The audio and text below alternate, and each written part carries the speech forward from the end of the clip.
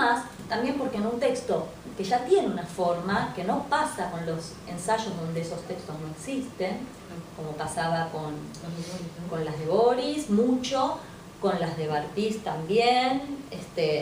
Con las de Bartís lo que vos ya tenés es un imaginario, porque Roberto Arlt es un imaginario al que él quería adherir, hay una época a la que él quería adherir, entonces ya eso configura algo. Con Boris es menos, también hay un imaginario, pero es menos esperable al principio. Pero con Cartoon eso está, y está desde el título, porque en una segunda lectura donde esto que dije ya pasó y quedó anotado ahí, en una segunda lectura empiezo a decir, a ver qué hizo, porque aparte como uno ya conoce cómo escribe un poco Mauricio por haber laburado con él, sabes que como los buenos dramaturgos, cada cosa tiene un anclaje muy poderoso y tiene su razón de ser y de existir. Entonces ahí ya empieza la mirada técnica sobre el texto. ¿Qué valor, me decías vos, tiene el texto?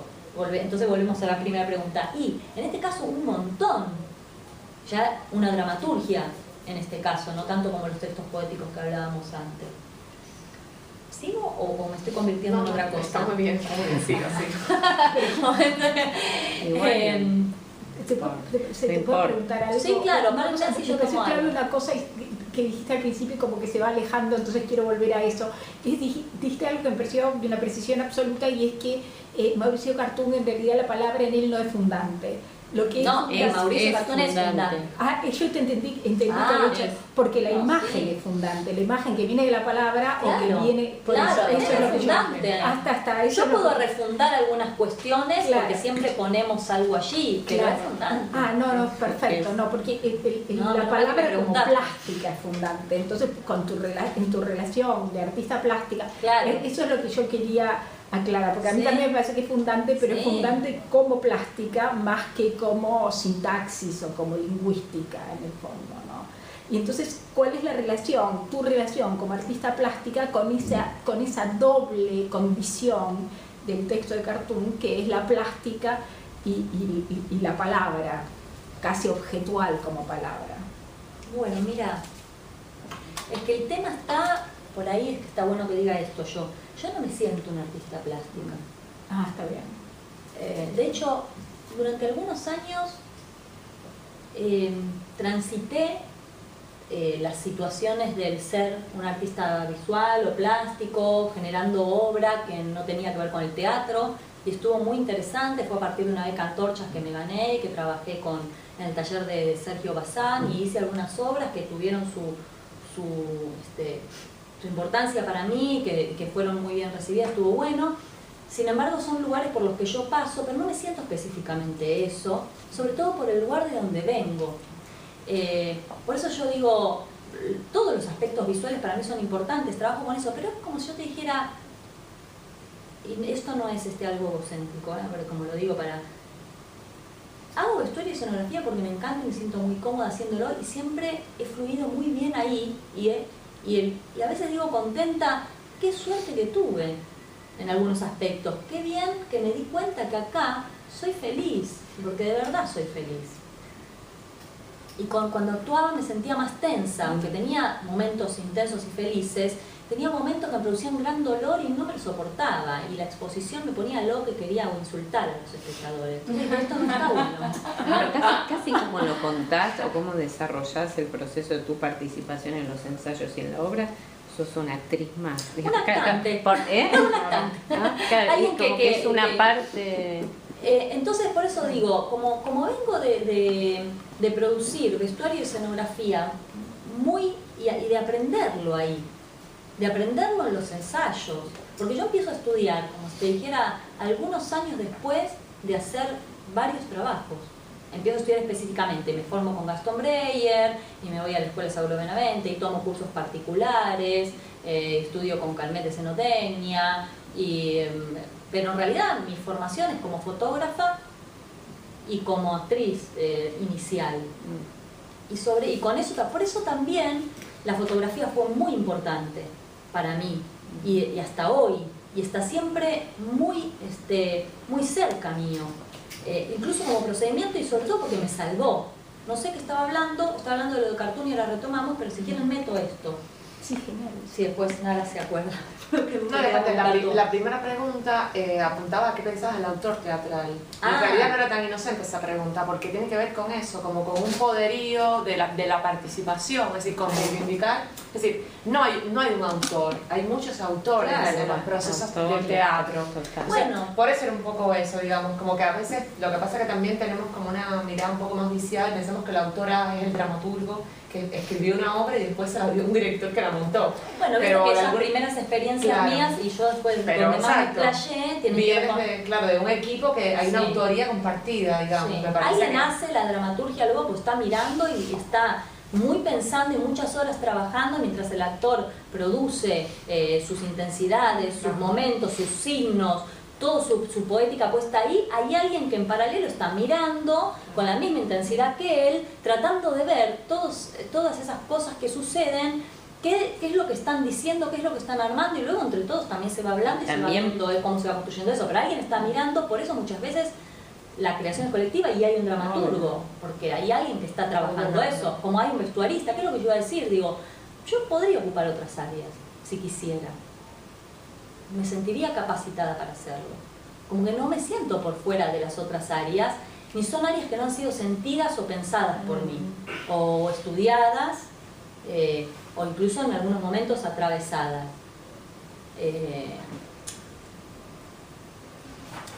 Pero en relación me quedé un poco con lo que acabas de decir, Nara, del valor del dramaturgo, ¿no? Decías del autor. Y en Cartoon tiene un valor, ¿sí? Y es ahí lo que estaba diciendo, ¿no? Vos lees el texto y dice, pequeño misterio ácrata. Ya te dice algo. Alguien puede hacer con eso nada, si quiere, y tomarla y hacer terrenal en otra época, como me decía un alumno el otro día en la clase, yo quiero hacer la Madonita con todos desnudos, que es una obra que sucede en el 1920, que es un fotógrafo. Digo, bueno, a ver, nadie te puede negar la posibilidad de que vos quieras instalar ese universo. Lo que tenés que ver es si el material lo resiste. Y hay materiales que no resisten ciertas nuevas maneras de representarlo, ¿no? El dramaturgo te presenta esto, él presenta, el dramaturgo presenta. Yo voy a representar, a volver a poner esto, a decir esto, con otros signos y otros códigos, el de la actuación, el de vestuario, el de la escenografía, el de la dirección, el de esta puesta en escena. Pero no resiste todo, algunos textos no resisten todo, ¿no? Y ahí es donde vos decís, y bueno, sí, esta dramaturgia y este autor está en algún punto marcando algo, está indicando y está diciendo vamos por acá, porque cuando vos le querés torcer el brazo no se produce. Entonces ahí es donde uno esto es mi pensamiento y es mi experiencia, y no pasa con todos. Hay autores con los que se puede trabajar una cantidad de variables de puestas. Yo ahora estoy trabajando en una puesta de acá en el Teatro San Martín de Arrabal, el arquitecto y el emperador de Asiria. Es una obra que, si bien tiene para mí, es una obra difícil, extraña, no sé si alguna vez leyeron Arrabal, yo es la primera vez que hago una obra de Arrabal. Ese es un autor español que tiene una mezcla muy extraña de surrealismo y dadaísmo, y no sé cómo uno lee la obra y aparte es muy difícil de asir y te cuesta leerla. Yo creo que esa obra puede ser pensada con diferentes hipótesis de puesta. Todas las obras, para mí, no tienen diferentes hipótesis de puesta. El dramaturgo a veces instala una y uno se puede correr un poco, pero hay una. No sé, justamente la Madonita no tiene muchas, y vos podés pensar muchas cosas, pero en donde, también por el lenguaje que usa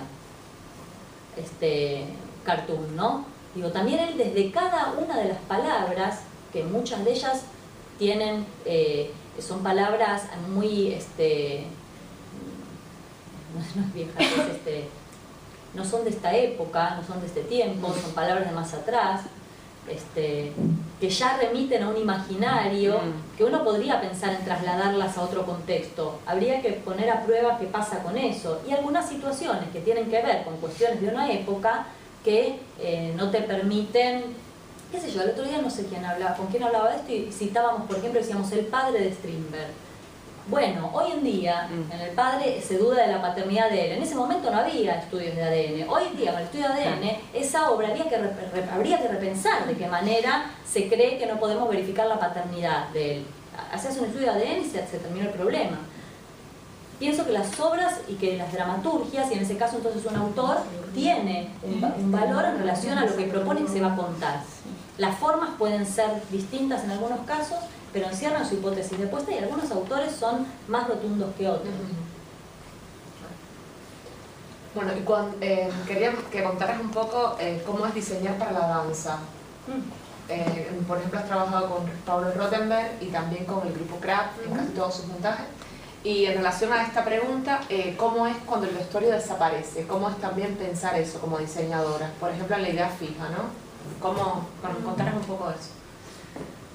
Bueno, con Pablo ya en la idea fija sabía que iba a estar cuerpos desnudos, no es un invento mío.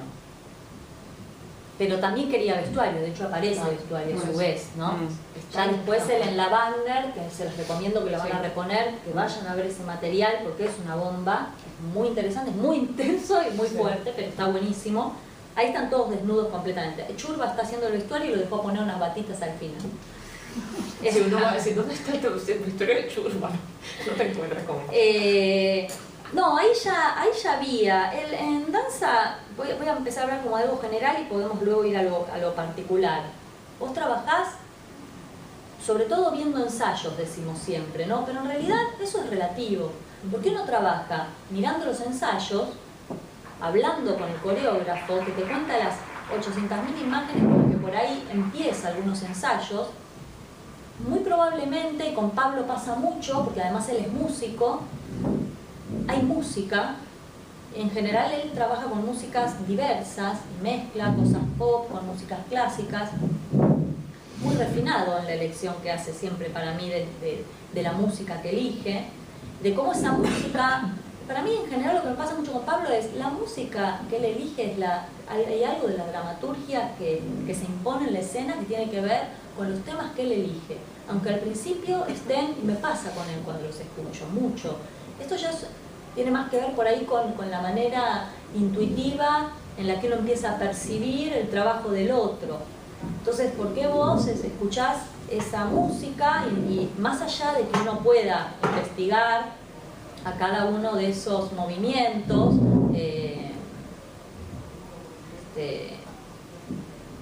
creo que en La Casa del Diablo, por ejemplo, un montaje que se hizo acá, se usaba Shostakovich, entonces todo el universo de lo romántico que podía venir pegado a eso.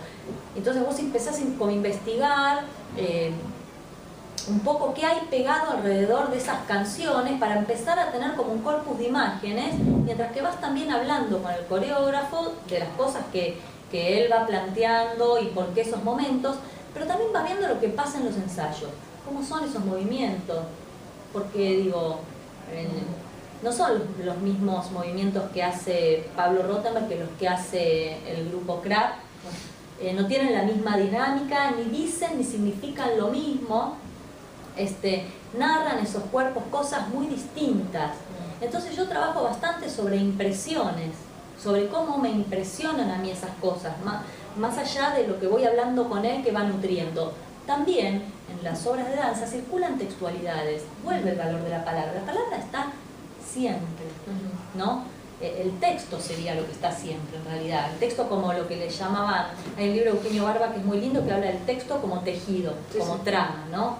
Como texto parece que viene de una palabra que es texere, ¿no? Como algo que es trama, lo que es trama que se va convirtiendo también como en la dramaturgia, ¿no? Es como un tejido que se va conformando de todas las cosas. Entonces también en las obras de danza aparecen textos de cualquier tipo, a veces algunos textos poéticos y muchas veces Pablo trabaja con algunos textos de filosofía que por ahí los leyó él y si vos no le preguntás no te enterás mucho, pero yo al saber voy y indago, si anda leyendo algo, si estuvo de previa con algo, no por ahí para leerlo todo, porque tampoco yo soy una hiperintelectual que estoy tragándome todos los libros, pero a veces leo un poco y algo en mi cabeza detona, porque también está bueno hablar de que además de toda la experiencia y de todo lo que uno aprende, hay un gran trabajo que uno hace desde la intuición que tiene que ver con funcionamientos muy personales acerca de cómo se trabajan o cómo uno va resolviendo algunas cosas,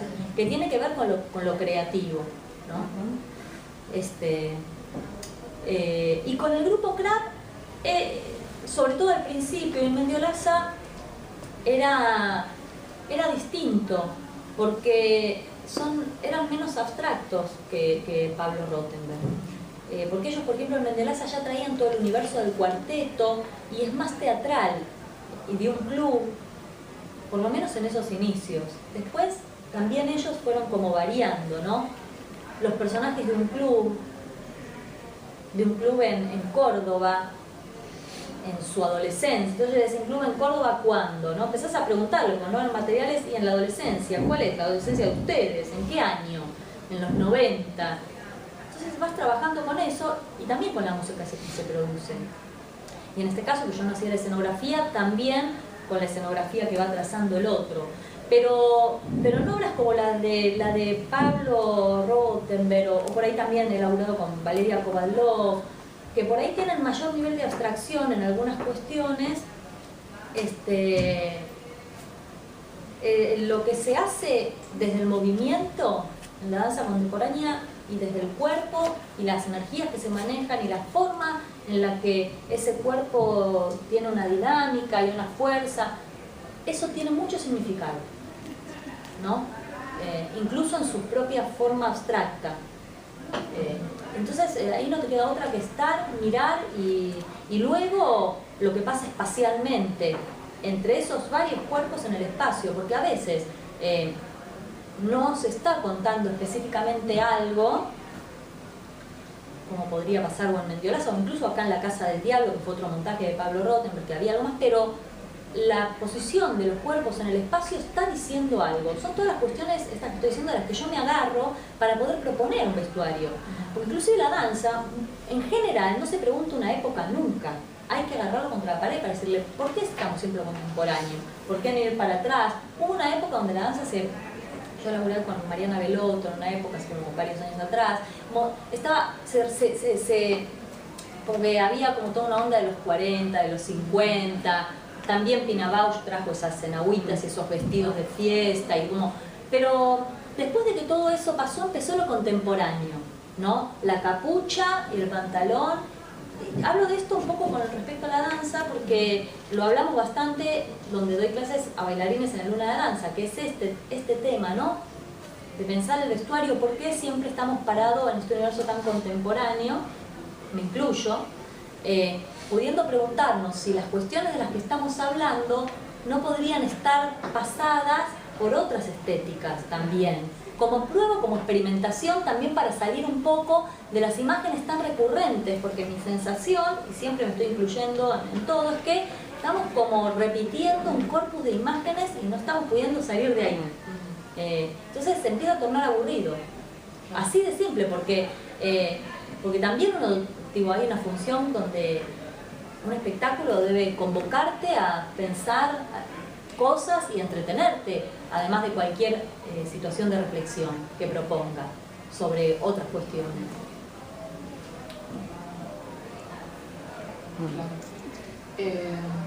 Bueno, te quería preguntar si a veces tienes como hipótesis previas de procedimientos, de técnicas que quieres probar y que de alguna manera lo propones de antemano, es como de tu propia investigación, que andas pensando en esas cosas, o casi siempre eres más como, o lo piensas más en un sentido funcional de, digamos, voy a hacer un poco lo que la obra me pide. ¿Cómo funciona eso a veces? ¿Vos decís técnicas en relación a determinados textiles o qué cosas? Sí, exacto, o la propia visualidad que quieras probar, el propio proceso de aprendizaje. Me parece que a veces dices, bueno, tengo ganas de ver una escena de esta manera y de que estos sean los colores, que no sé, que haya sombreros de 3 metros, no sé. Digo, bueno, ¿cómo pasa eso? El teatro te permite y no te permite mucho eso, más trabajando como trabajo yo, que no hay nada como por fuera de lo que pasa ahí. Como si yo tuviera que decir algo, mira, no hay nada por fuera de lo que pasa ahí. Por eso muchas veces digo, y no estoy mucho tiempo en mi casa, ¿qué voy a hacer ahí? Mientras yo estoy en mi casa, los otros están ensayando y la cosa está pasando, y yo estoy en mi casa haciendo dibujos, y cuando los lleven me va a parecer que están años luz de lo que... Entonces, salvo en ciertos lugares, como un teatro oficial, un teatro comercial, donde se imponen las cuestiones de producción, que son importantes, y yo necesito presentar los bocetos y una propuesta porque en 2 meses se estrena y hay que empezar a hacer y todavía no vi ningún ensayo, y esto sucede y esto se resuelve de manera profesional, como dije antes, con todo lo que yo me cargo en el marco del teatro independiente, donde sigo investigando, aprendiendo, experimentando y probando. Esa es otra cosa que se hace en el ensayo, y eso es lo que iba a decir antes y me olvidé, me acordé. Probando, puedo resolver estas situaciones, donde cuando vos estás en ese tipo de situaciones es porque hay un texto. Entonces ahí la palabra tiene un montón de valor. ¿Por qué? Y porque con las charlas de mesa con el director, con ese texto, vamos a definir todo lo que vos vas a ver en la escena, aún todavía no habiendo visto por ahí ningún ensayo. Entonces es una manera de trabajar desde la forma que propone en principio el texto y una propuesta escénica que hace uno. Y luego rogar que funcione. Muchos directores son muy buenos y pueden hacerlo. No todos los directores pueden tomar un texto, hacer todo este planteamiento y luego ir a un teatro oficial, a un comercial y resolver tal como se planteó. A veces las experiencias son demoledoras para los directores. Yo viví de las buenas y de las malas así, y acompañé una y otra de la mejor manera que pude, porque no es simple. Un director de nuestros directores ya con una trayectoria grande que hace eso es Rubén Schumacher.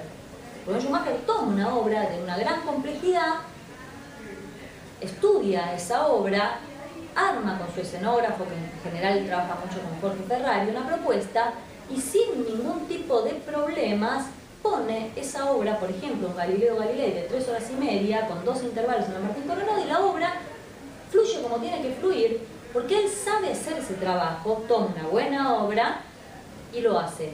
¿Tiene que meter mano en algunas cosas? Sí, claro, es un proceso de ensayo de 2 meses, se van modificando cosas. No cualquiera puede hacer algo así.